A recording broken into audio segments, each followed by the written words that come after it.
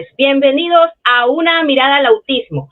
Les saluda Jessica Bedoya, miembro de la Fundación Sendero Azul, transmitiendo desde Guayaquil, Ecuador, por el canal RBP TV Digital.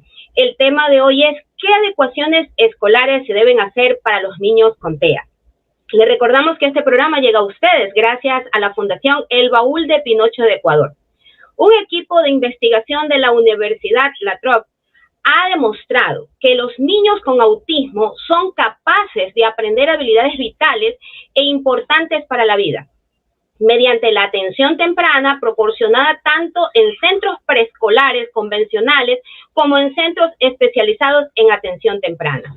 Se evidencia nuevamente la importancia de que la inclusión educativa debe ir acompañada de capacitación a los docentes y que no es el lugar lo que marca la diferencia en el desarrollo del niño con autismo, sino la metodología y formación. Para desarrollar este tema hemos invitado a Lady Laura León López. Ella es licenciada en Pedagogía Terapéutica maestra. Ella estudió en la Universidad de Guayaquil en el año 2008, licenciada en Pedagogía Terapéutica en el 2007, tecnóloga médica en Pedagogía Terapéutica. Bueno, pues también son posgrados en la Universidad de Guayaquil en el año 2016, maestría en Gestión de Riesgo y Desastre en esta misma universidad. También estudió otra maestría en Gestión Educativa en el 2020. En cuanto a su trayectoria profesional y laboral, pues trabajó en el Ministerio de Educación, fue coordinadora de la Unidad Distrital de Apoyo a la Inclusión. Y también, pues, en la Secretaría de Gestión de Riesgos estuvo como analista de construcción social. También estuvo en el programa Muchacho Trabajador como licenciada en Pedagogía Terapéutica y en Fascinar CB como licenciada en Pedagogía Terapéutica. Bueno, bienvenida Lady Laura a nuestro programa Una Mirada al Autismo. Gracias por estar aquí. ¿Qué son las adecuaciones escolares, Lady? Hola, ¿qué tal? ¿Cómo están? Muy buenos días, muy buenas tardes ya, ¿no? A esta hora. Muchísimas gracias a Sendero Azul, muchísimas gracias al Baúl del Pinocho por esta invitación. Gustosa de poder trabajar con ustedes, estimados padres de familia y personas que en estos momentos nos están escuchando. En todo caso, las adecuaciones son la modificación, ¿sí? Son las modificaciones que se tienen en cuanto al currículo educativo, en cuanto al acceso, ¿sí? De un estudiante con TEA o de un estudiante con necesidades educativas especiales asociadas o no a una discapacidad al sistema educativo.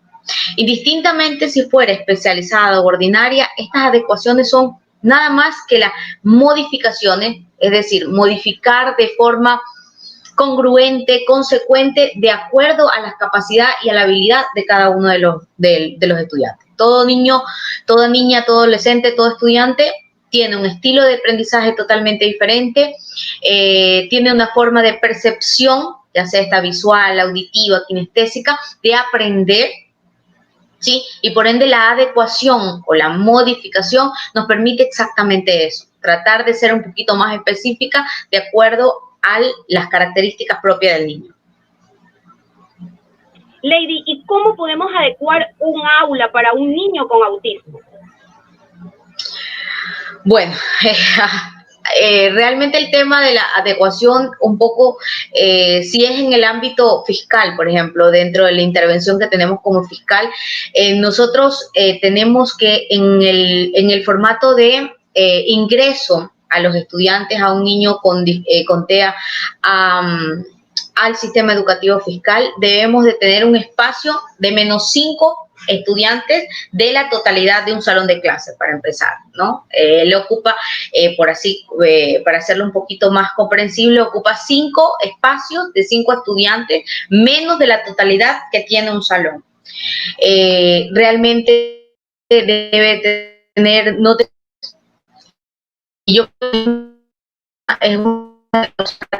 tratamos de ir regularizando a todo el grupo de estudiantes. La iluminación, en la inclusión de niños con TEA al sistema educativo fiscal en un área, tenemos que este grupo de chicos deben de ser ubicados 5 niños menos de la totalidad de la población de un salón clase, para empezar. ¿Sí? Tener un espacio, siempre colocarlos en la parte de adelante, un poco para tener un poco la atención directa del docente, que el espacio no tenga distractores, ¿sí? Distractores visuales, y la iluminación. Y yo creo que era lo que les decía un poco cuando se hizo el corte, era que las observaciones que tenemos para recibir un niño con necesidades educativas, en su gran mayoría maneja la misma dinámica. La diferencia está en la ubicación de la disminución de la cantidad de estudiantes para poder recibir un estudiante con TEA. Claro, se debe de tomar en cuenta, es decir, la cantidad de alumnos, ¿no? Porque a veces ellos se sienten por un momento abrumados por los sonidos. Los chicos suelen hacer bulla en clases, ¿no? Entonces ellos, pues, a veces son muy perceptibles a los sonidos. Un profesor, ¿cómo sabe qué es lo que debe trabajar en cada niño TEA? ¿Hace evaluaciones previas, algún plan? Sí. Todo niño que ingresa al sistema educativo se debe de hacer una evaluación. La evaluación también nominada psicopedagógica, pero lo que hace la intervención, en este caso del departamento UDAI, ¿no?, de inclusión, es hacer una evaluación más en competencias curriculares. Es decir, se evalúa al estudiante no solo en sus características, en la condición que de alguna manera le podemos dar al docente recomendaciones para trabajar lo que es el acceso al estudiante, sino que se evalúa en lo que es competencias curriculares con la finalidad de darle luces al docente de cuál es la capacidad de comprensión del estudiante, el grado de adaptación curricular y el año del currículo educativo que vamos a empezar a reforzar para que éste llegue a la base en primer plano de lo que es el proceso de lectoescritura. ¿Sí? En el proceso de lectoescritura se refuerza en segundo de básica.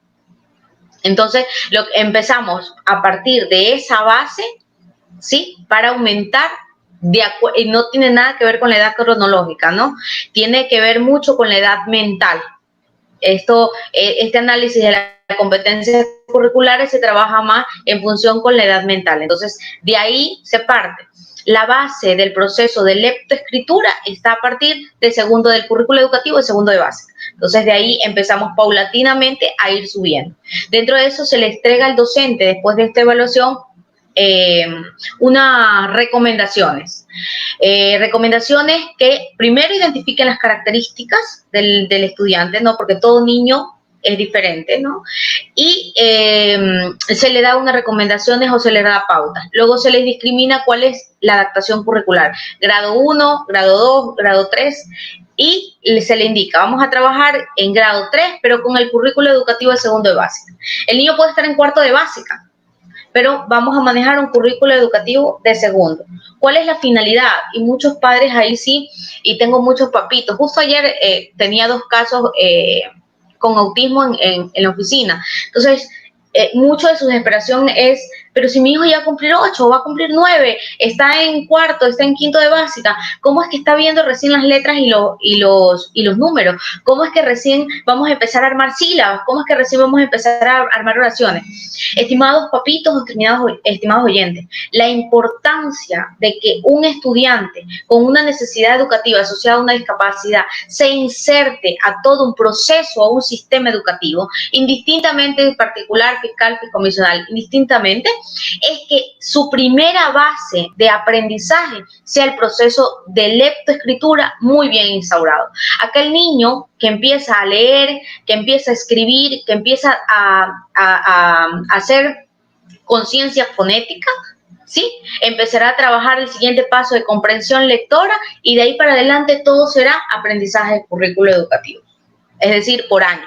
Pero la base es siempre el currículo de segundo.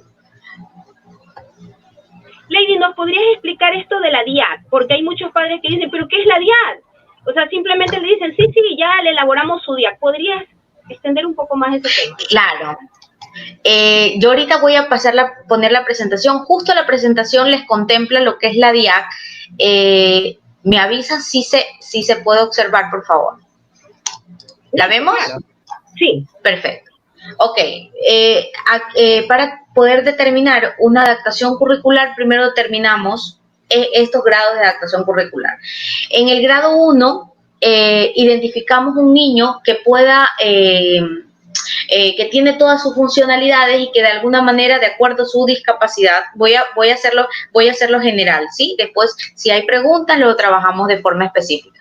Grado 1 es una adaptación de acceso al currículo, de acceso a la infraestructura, de acceso al espacio, de acceso a tener recursos que le puedan permitir interactuar en el medio, ya sea recursos humanos, espaciales, comunicación, materiales y los tiempos. ¿Ya? Eso es el grado 1. El grado 2 habla de las modificaciones, es decir, las adecuaciones de metodología y evaluación, es decir, al currículo educativo, todo lo que contempla el currículo. Tengo aquí una microplanificación para que también poder mostrarles y decirles más o menos cómo las aterrizamos, ¿no? En las modificaciones o las adecuaciones que hacemos en metodología, es decir, cómo el docente se va a enfrentar a estos estudiantes. ¿Saben qué? Ya no vamos a trabajar solamente con el libro y el cuaderno y la pizarra. Vamos a hacer una metodología de grupo. Vamos a trabajar un taller cooperativo. O sea, la metodología, la modificación y por ende la evaluación, que es un puntito más didáctica, ¿no? Flexible, innovadora, motivadora y adaptable. Y el grado 3, que es las modificaciones del grado 2, la metodología y la evaluación, más todo lo que contempla al currículo, destrezas de criterio, objetivos, las secuencias, el tiempo y meramente la actividad, ¿no? Esto son como para esclarecer el tema de necesidades educativas y cómo se lo aborda desde la inclusión, es que nosotros hacemos la separación, no asociados a una discapacidad y asociados a una discapacidad. No asociados, los que están relacionados a lo que es el proceso de enseñanza-aprendizaje, dislexia, discalculia, disgrafía, disortografía, déficit de atención, situaciones de vulnerabilidad y bueno, hay una infinidad de trastornos, dotación superior. Y en lo que es no asociadas a una discapacidad, discapacidades que están relacionadas o vinculadas al proceso de carnetización, por ejemplo, ¿sí? Que tienen informe como la discapacidad intelectual, la discapacidad física, la auditiva, la visual, la intelectual, los trastornos dentro de los trastornos generalizados del desarrollo, ¿no? Lo que es percepción visomotora y entre otros, y las múltiples discapacidades. Ok, ahora me preguntan sobre la DIAC. La DIAC contempla el currículo educativo, ¿verdad? La adaptación es este término o esta sigla de modificación, de conversión, de arreglo, ¿sí? De cambio, ¿ya? Y la DIAC está otorgada por el Ministerio de Educación y tiene una secuencia, es decir, mi base segundo de básica, porque es el proceso de lectoescritura, y de ahí paulatinamente vamos a empezar subiendo hasta que terminemos en un tercero de bachillerato. Esta es la famosa ficha. Es decir, a los papitos que les dicen, bueno, es que ya hicimos el informe, ya hicimos la DIAC.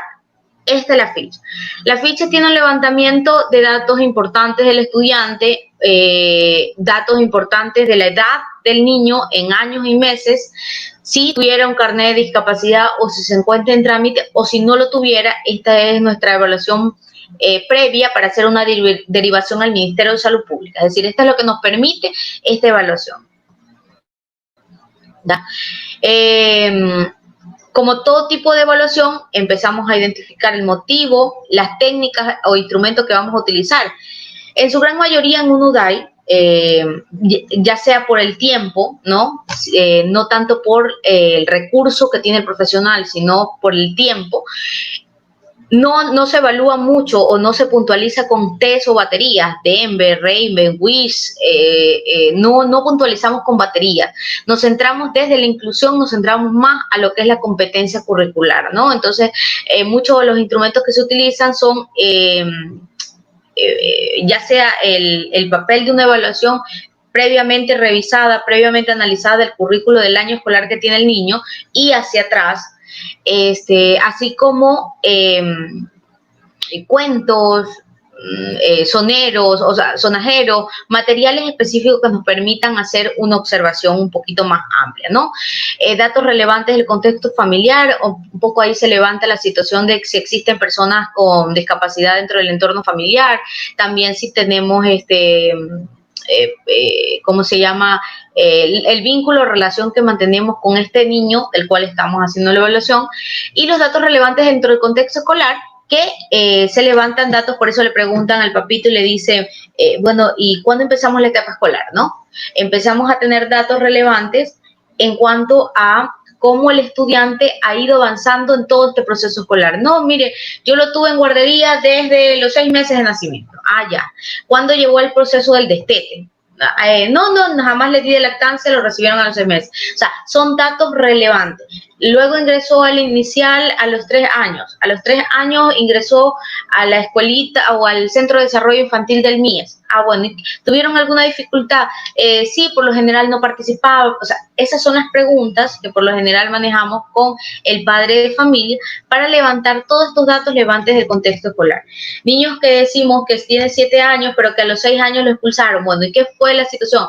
Lo más relevante en el año de cuarto de básica, ¿no? Es que el niño golpeó a otro niño. Ok, revisemos el contexto. O sea, estos datos del contexto escolar nos permiten dilucidar un poco cómo es la dinámica que tiene el estudiante con sus pares y, con este caso, con la autoridad, el docente, ¿no? Luego identificamos un poco las áreas evaluadas, cuáles son las áreas que vamos a evaluar: el área social, el área del lenguaje, lo que es la parte psicosocial,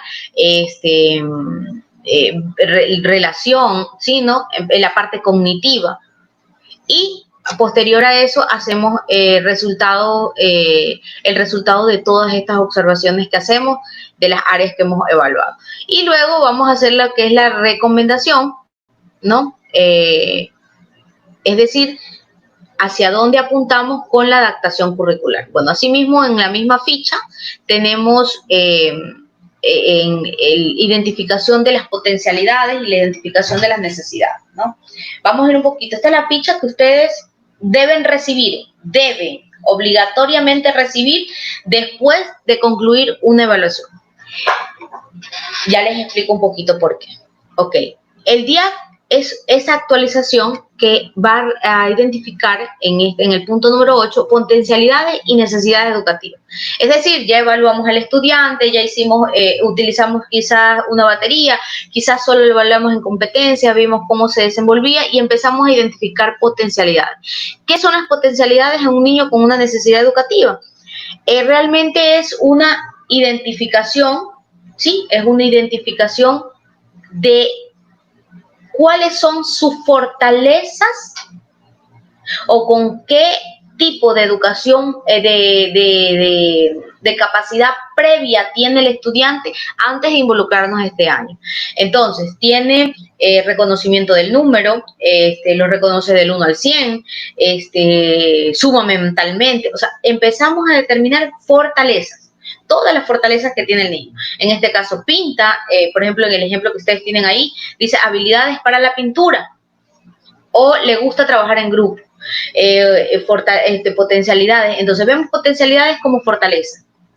El niño le gusta compartir, ¿sí? Compartir. Eso quiere decir que para el profesor se le prende un foco y dice, ah, bueno, talleres grupales vamos a poderlo incluir, ¿sí? No, empezamos a identificar otra fortaleza. Transcribe. Dice, sí, pero no lee, no escribe. No, pero transcribe. Entonces, ¿qué es transcribir? Es ese espejo que nosotros realizamos entre una pizarra y el cuaderno. El niño copia textualmente lo que dice, a pesar de, es decir, dibuja la letra a pesar de que no la comprende, pero se vuelve una potencialidad. Claro, incluso es una alternativa y un apoyo para el padre de familia cuando llega el cuaderno completamente lleno de lo trabajado y el refuerzo viene por parte del padre de familia. Entonces, las potencialidades son las fortalezas que tiene el niño dentro de todo este proceso de aprendizaje, ¿sí? De aprendizaje, no fortalezas sociales, no, más allá es la fortaleza de aprendizaje. Y en cuanto a la cuestión de las necesidades educativas, bueno, ahí sí empezamos a discriminar todas aquellas necesidades que tienen que ver con estas, ya no sería la parte de la fortaleza, ¿no? Sería lo que le falta. ¿Qué nos hace falta? Y aquí les voy a poner un ejemplo con el que siempre trabajo con los docentes. A ver, el niño, a ver, voy a trabajarlo para que ustedes comprendan cómo yo lo manejo con el docente y cómo lo debe comprender el padre de familia. Y yo les digo, a ver, docente, vamos a hacer. El niño lee los números del 1 al 100. Sí, Laura, pero nos encontramos en matemáticas sumando. Ok, perfecto. Vamos a trabajar del 1 al 100. ¿Qué necesita después de que reconoce el número? Laura, necesita identificarlo por objetos. ¿El niño lo puede lograr? No, Laura, no los puede identificar. Se queda mirando, no interactúa. Ok, entonces, pero vamos al siguiente. Entonces empezamos a revisar qué parte del currículo, ¿sí?, nos permite ver las destrezas de criterio para ir avanzando paulatino. O sea, ya reconoce el número, ahora vamos a trabajar con un punto. Un objeto, ¿ok? Y otro objeto, ¿verdad? Entonces, vamos a empezar a trabajar que después de conjunto, ¿qué sigue? Ah, ya no, Laura, ya ahí empezamos a trabajar lo que es suma. Ok, vamos a empezar a trabajar con objetos. Vamos a ir sumando con objetos. Es decir, mis necesidades educativas son las debilidades, 1, y 2, son lo que me falta para que llegue a un proceso, en este caso del ejemplo que les estoy poniendo, la suma. ¿Qué es lo que necesito hacer paso a paso para llegar a concluir en una suma? Y el docente de aula, ¿sí?, que se conoce el currículo educativo, más que el papito, más que el profesional en el área de salud mental, entonces le dice no, Laura, específicamente para hacer una suma vamos a necesitar estos pasos. Ok, entonces nos quedamos en el conjunto. Entonces, partimos de qué es lo que nos falta. La necesidad educativa, entonces, es lo que nos falta, entiéndase, que es lo que nos falta para llegar a concluir en un concepto o en un tema o en un objetivo. ¿Ok? Entonces, estamos eliminando qué es lo que necesitamos para llegar. En primer lugar, el lengua y matemática. Ok, también digo que es adaptación al acceso, es decir, si el niño necesita una silla de ruedas, si necesita un bastón, un andador, audífonos, la máquina de Perkin, libro hablado, medios de comunicación alternativa, material didáctico y describa. Describimos aquí, por ejemplo, si necesita elaborar material de forma específica, ¿no? Mire, vamos a trabajar con un currículo educativo, pero habrán actividades de destreza motriz. Entonces vamos a necesitar y empezamos a identificar qué nivel de material didáctico, obviamente, no sé, en reciclaje, o sea, las alternativas que pueden discriminar aquí para poder dar oportunidad de acceso al estudiante. ¿Ok? Entonces, potencialidad. Ajá. ¿Vamos a hacer una pregunta? Sí, te tengo una pregunta. ¿No? Sí. ¿Sí me escuchas? Ya. Listo. Claro. Una mamá días justamente de saber que íbamos a realizar este programa, me hizo una pregunta que ella en febrero ya tuvo su niño lo que es el informe psicopedagógico por parte de UDAI. Pero aún así, la institución educativa fiscal se negaba a poderle dar clases al niño. ¿Qué puede hacer un padre cuando se encuentra con este problema? Ok, hacemos un paréntesis, ya avanzamos con esta ficha que sí quisiera que los padres la conozcan. Al finalizar de un informe, de un levantamiento de este tipo, ¿sí?, de la adaptación curricular en tal, se tiene que convocar, el UDAI tiene que llamar al padre de familia, al docente, al directivo, ¿sí?, de la institución educativa, y socializarle tal cual como yo les estoy socializando en estos momentos. Indicarles, ¿saben qué? Vamos a tratar el tema, se levanta mediante acta de reunión y dice, el niño, este es el niño, empiezan a describir, y el UDAI debe de socializar y sensibilizar a todo el contexto educativo. O sea, Por eso el padre de familia puede llevarse, si bien es cierto, puede adquirir una copia, pero quienes realmente les van a servir en estos momentos el documento es a la institución educativa. Ninguna institución educativa, habiendo recibido el DIAC, puede desistir. Incluso si fuera particular, si fuera fiscomisional, lo mismo. Este es un documento que nos legaliza que se cumpla con lo que dice un derecho constitucional de la educación. ¿Ya? Entonces, en el momento en el que se niegue el docente, el padre de familia tiene que recurrir al distrito, de preferencia. Hay un lema que yo tengo, que es un lema que he difundido muchísimo en mi territorio, y es que lo que no está escrito no existe. Entonces, incluso ya voy a mandar mi logo a imprimir, ¿no? Lo que no está escrito no existe, estimado padre de familia. Entonces, el padre de familia se acerca a la institución educativa y conversa con el docente, pero no hay ningún respaldo que lo hizo. Entonces, si no hay ningún respaldo, el padre de familia puede ingresar la solicitud al distrito diciendo, el EUDAI se acercó a la institución, ya entregó el informe, pero la institución educativa continúa sin hacer un seguimiento o sin hacer la adaptación curricular. Mi hijo sigue perdiendo, o sea, identifica la situación e ingresa por ventanilla. ¿Por qué? Porque ningún docente puede decir, es que no voy a hacer la adaptación curricular. ¿Sí? Porque nuestra educación, sobre todo si es fiscal, nuestra educación es inclusiva. ¿Ya? Pero si el papito no tiene, no ha podido resolver esta situación, directamente ingresa. O sea, me imagino que, a ver, resulta que no se pueden saltar instancias, ¿no?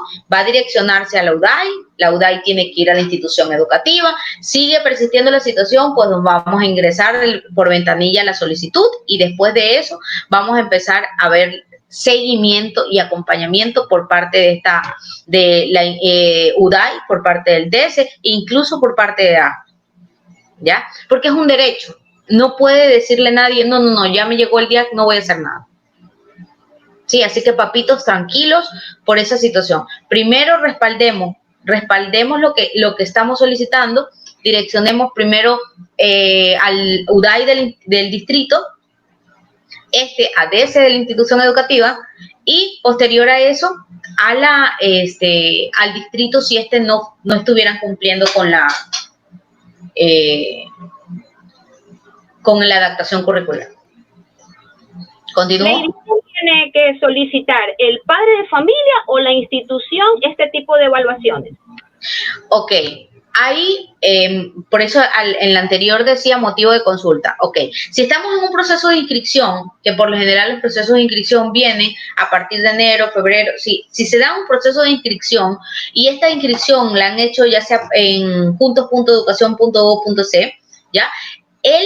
En el momento en que ingresan a inscribirlo, ahí le va a identificar con discapacidad o sin discapacidad. Si le va a aparecer con discapacidad, automáticamente eso se va no a una asignación directa a la institución educativa, sino que se va para que UDAI lo llame, lo convoque, lo evalúe y de ahí se va a un proceso recién de derivación de institución educativa.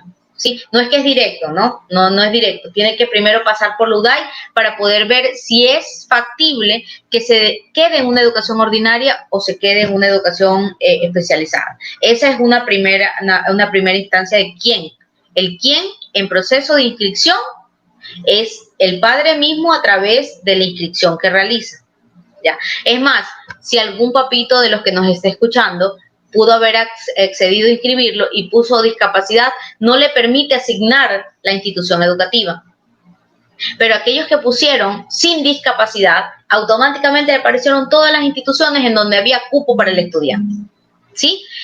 Eso en primera instancia. También está en que el estudiante se inscribió de forma regular, ingresó al salón de clase, empezaron a haber dificultades. Una de las cosas que se realiza, no sé si en todos los territorios, pero por lo menos en el mío así se lo estaba manejando, que al inicio de año escolar siempre se lo da, como dicen las fichas de intervención de inclusión, es que el primer trimestre se hace un primer levantamiento y en ese primer trimestre el docente debe identificar qué dificultades están teniendo los estudiantes y derivar a UDAI y derivar a ADS. ¿ya? Entonces, la segunda parte está en que el docente de la institución educativa lo solicite o haga la divulgación al DS o al UDAI, identificando que tiene una dificultad con un estudiante. Y ahí se lo deriva y empiezan las evaluaciones. Si UDAI solo determinó competencias, hace una derivación al MSP, ¿sí? Pero de esa manera se lleva la cadena. O también el padre de familia puede hacer la inscripción, ya tuvo la asignación, pero se acercó a la UDAI, al distrito, y solicitó que le hagan una, miren, cuando estuvo, por eso hay los datos relevantes en el contexto escolar, ¿no? Que decimos, bueno, cuando estaba como en segundo de básica, ahorita tiene 8, pero cuando estaba en segundo de básica, tuvo dificultades, no aprendía, no escribía, mire, me lo pasaron al siguiente año, ahorita ya estamos en un quinto, y resulta que seguimos teniendo las mismas dificultades. Necesito que haga la evaluación y entonces también se puede dar por el padre de familia, por solicitud del docente o por dentro del proceso de inscripción. Lady, tenemos preguntas de las redes. Bueno, la señora Daisy Macías nos dice, saludos desde Puerto Viejo, bello programa. Saludos, señora Daisy. Daisy Palacios nos dice, buenos días. Si la institución particular no tiene DS, ¿cómo maneja el padre de familia este tema si es que su niño tiene una discapacidad? Ok, cuando no existe DS, recuerde, a ver, la intervención del DS dice, bueno, en su dentro del contexto de contratación de un DS dice que más de 300 estudiantes, de 300 y más estudiantes, una población debe tener un DS, ¿ya? Cuando estas son inferiores a esas cantidades, no se contempla. Ahora bien, ustedes tienen como particulares que hacer sus derivaciones de forma particular, ¿sí? No existe una intervención interna, ¿no?, de la institución educativa. Pero también ustedes tienen alguien que los pueda asesorar. Ustedes tienen un DS distrital. Es decir, que si ustedes necesitan, no una evaluación, ojo con eso, no una evaluación, porque se supone que si el padre de familia coloca un niño dentro del sistema educativo ordinario particular, es porque tiene la posibilidad y la condición para poder acceder a una evaluación, en este caso privada, ¿verdad?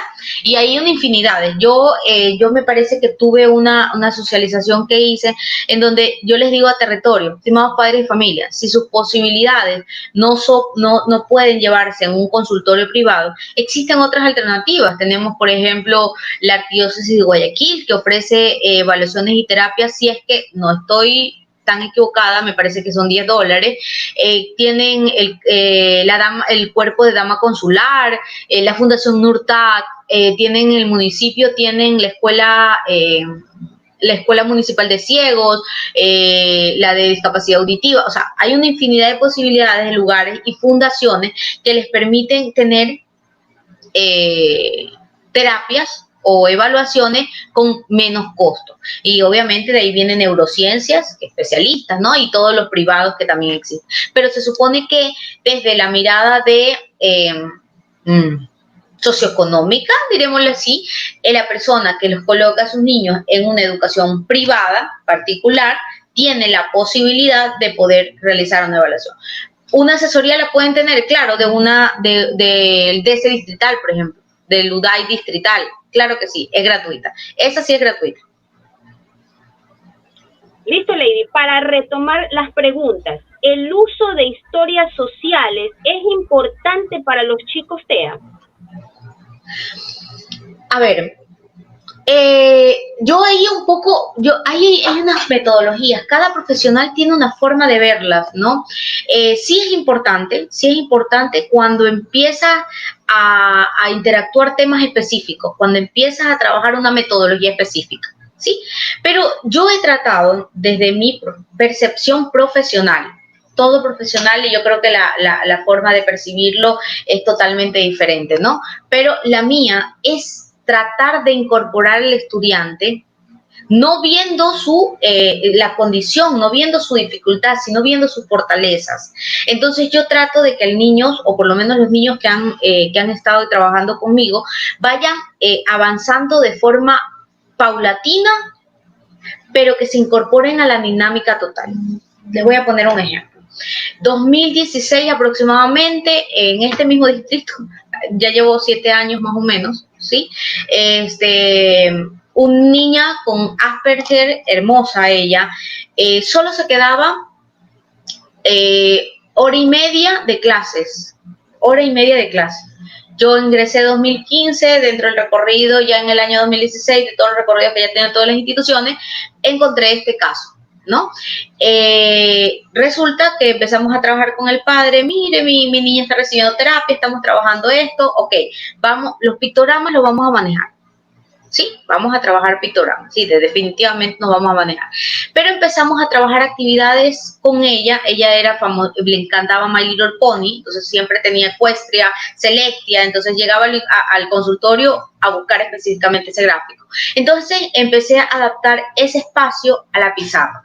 Dividimos la pizarra de su salón de clases, una parte para ella y otra parte para el grupo. Se le colocó los gráficos que eran de su afinidad. De alguna manera eso visualmente le hacían y le llamaban la atención, que ese era su espacio de copiar, de transcribir o de escribir alguna situación.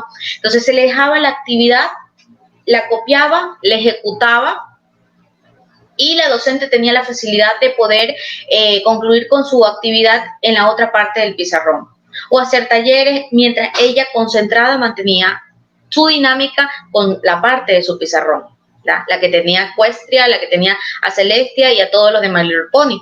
Entonces, así paulatinamente llegó a concluir. Actualmente pasó a colegio, sí, en estos momentos ya pasó a colegio, un colegio también de mi territorio, y lo cual ella maneja una jornada completa. Tiene sus estereotipias que ella actualmente ya las interioriza, ya las comprende, ¿sí? Pero se incorpora la dinámica total. Lo que sí seguimos haciendo es eso, ¿no? El seguimiento para que ella se pueda incorporar a totalidad. Pero yo, desde mi percepción profesional, no veamos a todas las alternativas que nos pueden dar como una solución. El objetivo dentro de todas nuestras necesidades educativas especiales, y llevo 7 años, insisto en esto, es incorporarlos a la dinámica, no seguir generando más alternativas. Es una percepción que yo tengo, me ha dado resultados, en todo caso se las pongo en consideración. Lady, ¿cómo un padre debe pedirle a la maestra que ayude, incluya y enseñe a su hijo con TEA? Lo acabo de decir, o sea, lo que tiene que dejar por escrito, insisto, lo que no está escrito no existe. El padre de familia puede acercarse y dejarlo en acta. Lo solicita a la docente. La docente tiene que hacer, en la secuencia es esta: la docente es la primera observadora dentro de un salón de clases, y dentro de esta vigía que hace dentro del primer trimestre, ella puede determinar: este niño tiene dificultad para el gráfico, este tiene para lectura, este para escritura, y en ese levantamiento derivar al DSUDAI. Pero el padre de familia, al saber que sí ha tenido una situación con su estudiante, sin que pase ese trimestre, puede acercarse al docente y decirle: docente, mi niño viene de una escolaridad inicial en tal lugar y hemos presentado dificultades, para que me ayude derivándole al UDAI. Sí se lo puede. Y es tan importante no mantener la comunicación con el profesor, indicarle de repente siempre cosas adicionales, ¿verdad? Adicionales que no sepa del alumno, para que así poco a poco incluso él pueda tener ese abordaje, poderse acercar, conversar con él, ¿verdad? Ya, Lady, y si un niño no sigue consignas dadas por su profesor, ¿cómo se puede ayudar para que él aprenda? El niño no sigue consignas. Lo Correcto. Que pasa es que, verán, cuando se hace una evaluación, nosotros determinamos si un niño está apto para una escolaridad ordinaria. Si un niño sobrepasa un TEA profundo, por ejemplo, ¿ya? Tiene sus estereotipias, se pierde, tiene un nivel de actividad, o sea, de acuerdo a características, no solo por competencias curriculares, sino que de acuerdo a características, no puede incursionarse o no puede ser adaptado a una escuela ordinaria. Eso tienen los padres que tenerlo sumamente claro. ¿Por qué? Porque muchos como padres aspiramos que nuestros chicos sigan estudiando. pero hay habilidad y funcionalidad para poder ser incorporado a una educación ordinaria. Y si no, si este no tiene orden, no tiene, en este caso, la funcionalidad de poder interactuar con sus padres, él no puede estar en una educación ordinaria.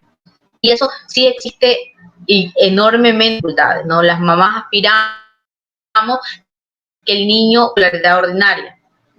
No siempre se puede dar. Pero, a ver, ya les voy a mostrar un poquito. Creo que estamos bien con el tiempo. Déjenme pasar un poco en cuanto a las conductas disruptivas, pero en ese paréntesis, la situación es que un niño debe de ser evaluado para ver que sus condiciones sí puede prestar la suficiente atención para estar en una escolaridad ordinaria. Bueno, aquí mismo vemos en este mismo documento, que lo pueden acceder, que lo pueden tener, que deben de tenerlo el padre de familia. También levantamos lo que es la adaptación del talento humano, ¿no? Si hay psicólogos, si él necesita intérprete de señas, si un tutor o si un maestro sombra, quién puede haber, o los recursos didácticos que necesitan, concreto, semiconcreto, la ficha y lo que vamos a necesitar. En el ámbito de comunicación, aquí en lo que es el ámbito de la adaptación curricular, determinamos el currículo educativo, es decir, en matemática vamos a trabajar con el currículo de segundo de básica, en lengua con segundo de básica, pero el niño está en quinto de básica, ponemos en el ejemplo que les estaba diciendo al principio, sociales, entorno natural y todas las demás materias las vamos a ver en el mismo año del currículo, pero con grado 2 de adaptación. Es decir, que vamos a modificar metodología, los tiempos y la evaluación, ¿sí? Y ahí se determina el grado. Eso es lo que nosotros le hacemos conocer al docente y al padre de familia. El nivel de la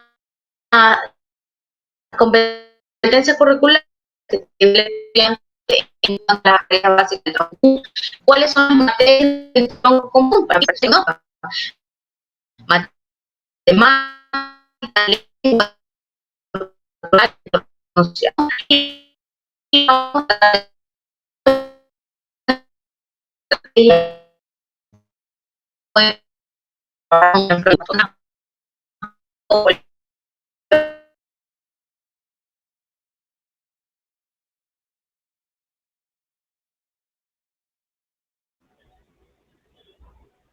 Parece que hay un problema con el internet con Lady. Siempre es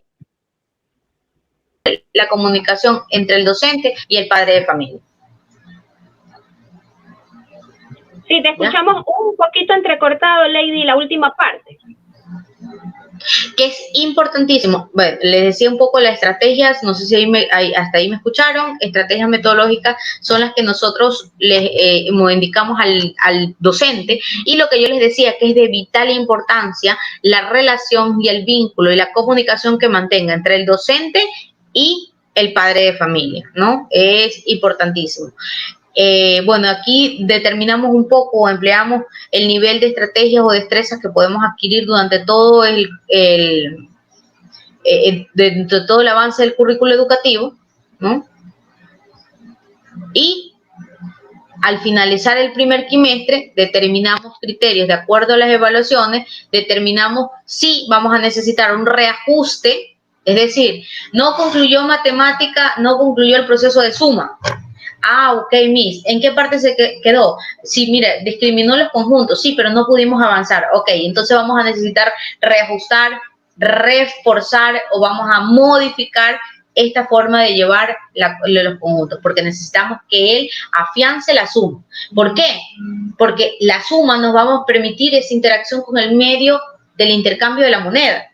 Es decir, que en mi proyección, ¿sí?, del currículo educativo no solo se basa en una competencia curricular, se basa en la atención para la vida. Si el niño aprende a sumar, a restar, al menos lo básico, va a poder llegar a la tienda, va a comprar, va a recibir el vuelto, ¿no? Nosotros tenemos que pensar y que aterrizar que este aprendizaje, que se volverá significativo, será para la vida, ¿ya? Y asimismo identificamos resultados. El segundo trimestre se hace exactamente lo mismo, y en el nuevo año escolar estas observaciones son los criterios que le va a permitir al docente del el año que viene, ¿sí?, saber en qué se quedó el estudiante y de dónde va a empezar a continuar su currículo educativo.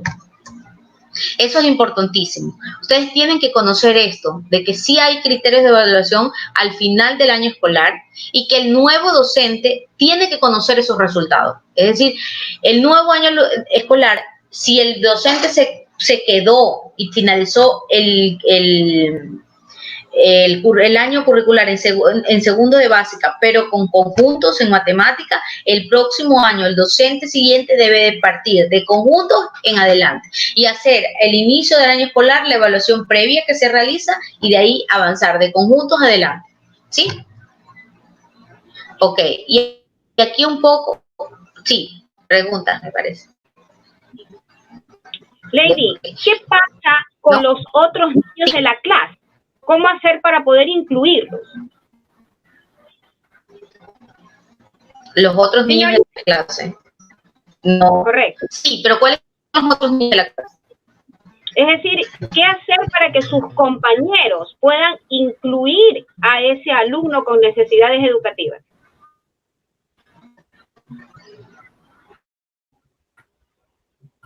Al inicio del año escolar se hace una sensibilización en toda la comunidad educativa para que los niños, para que toda la comunidad educativa conozcan a nuestros niños con necesidades educativas especiales. Toda institución lo lleva de forma diferente, pero en la dinámica es lo que se pretende, ¿no? Que toda la institución conozca los casos y de que toda la institución participe en la dinámica de los estudiantes. Por ejemplo, el señor conserje debe conocer que tiene un niño con TEA en la institución educativa o que tiene un niño con necesidades asociadas a una discapacidad, porque no le puede dar la facilidad de que abre la puerta y se con cualquier persona, ¿no? O sea, toda la comunidad educativa debe estar en conocimiento de nuestros niños con TEA. Ok. Dentro de las adecuaciones escolares, por ejemplo, hablaba un poco ya en términos generales, ¿no? Utilizar aperturas y cierres claros, eso es en cuanto a la cuestión del desarrollo de la actividad o la dinámica de ese día. Enseñar de una manera secuencial y progresiva. A veces el niño se adapta tanto al medio, lo digo por esta nena que conocí y que actualmente ya pasó a colegio, ¿no?, que no necesitó de pictogramas. Al principio se le hacía los pictogramas, claro, cuando estaba en la escuela, ¿no? Y que actualmente ya no, ya se maneja con los gráficos y las señaléticas que existen dentro de la institución educativa. Entonces, y eso es importante. ¿Por qué? Porque estamos hablando ahí de inclusión. La niña está incluida y no tengo que hacer nada externo para que ella pueda incorporarse. Dar ejemplos, explicar el significado de las metáforas, proporcionar notas guiadas, ¿sí? Estos que todavía tienen dificultad para la escritura o que escriben rápido. Por ejemplo, la niña que les estoy comentando es una nena que le encantaba dibujar. Entonces, había una desesperación tal en la pizarra, por eso se hizo la división de la pizarra, colocándole el gráfico que a ella le gusta, porque es la pizarra donde tiene que copiar, porque la pizarra de acá, el espacio más grande, era para todo el alumnado. Y su desesperación era tal de que ella veía que borraban, y entonces ella se desesperaba, ¿sí? Entonces se evitó borrar y se le colocó un espacio para ella. O sea, proporcionar notas guiadas te quedan 15 minutos, vamos a borrar, luego vendrá la otra materia. Es que no, avanza, tienes 15 minutos. Entonces, esa dinámica verbal, ¿no?, que se va volviendo de todos los días, hizo que este estudiante se incorporara. Proporcionar notas guiadas, proponer actividades que puedan generalizar y facilitar múltiples oportunidades para el aprendizaje, definir claramente expectativas que tiene sobre el alumnado. Bueno, esto es lo que voy a lograr, hacia dónde voy a llegar, y eso lo permite hacer la microplanificación de la clase. Un lenguaje concreto, específico, claro, y darle el tiempo que requiera, ¿no? Esto es uno de los puntos que nosotros teníamos con la nena, ¿no?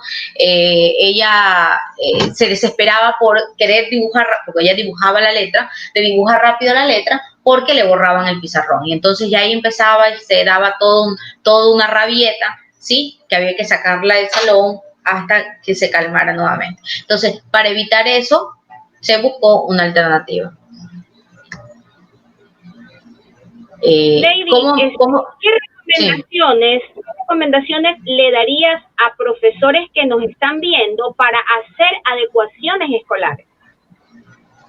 Ok, aquí están, le voy a enlistar: aumentar la participación activa de un estudiante con TEA. Estimados compañeros docentes, tenemos ya identificado el currículo, ya ustedes tienen identificado la adaptación curricular, trabajar organizadores visuales, ¿sí? Utilizar organizadores visuales, utilizar el método, en este caso de comunicación, hay alternativas, hay metodologías. Si bien es cierto, a nivel fiscal va a ser un poco complejo, ¿no? Es un poco complejo y hay que ser muy honesto en eso, ¿no? Manejar todo un proceso de comunicación con el estudiante con TEA. Pero los pictogramas es la solución más viable dentro de esta dinámica. El uso de horarios visuales, ¿no? Eso ahora teníamos con la estudiante. Ella tenía la hora, ella cargaba un reloj y sabía que específicamente, porque ellos son muy metódicos, ellos sabían, a ver, 8 y algo, 8:51, ella soltaba ese cuaderno y cambiaba el otro cuaderno.